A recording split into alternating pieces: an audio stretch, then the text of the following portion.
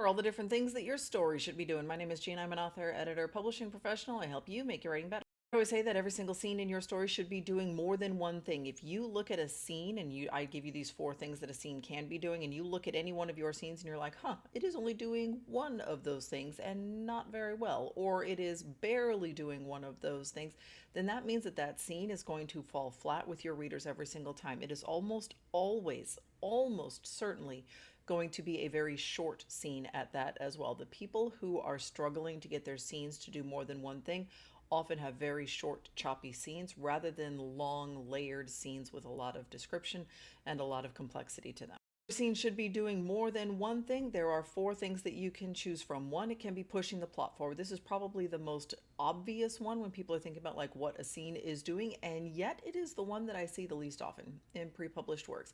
When we are talking about the scenes that are in the books that come to me for a developmental edit or like a beta read, anything that is like looking at structure and character arcs, pushing the plot forward is the thing that I see happening least on the page.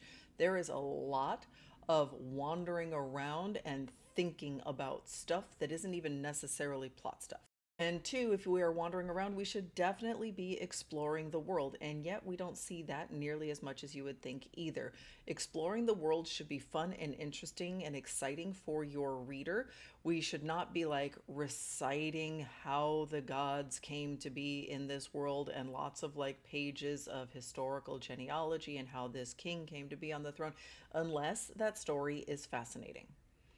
That story needs to be fascinating to your reader and to whoever your audience is. And remember that your audience, yes, they are a book buying audience, but you are competing with sitcoms and action movies and TikTok that has been tailored to their exact specifications. So, like, you really do need to make that backstory and that world building interesting.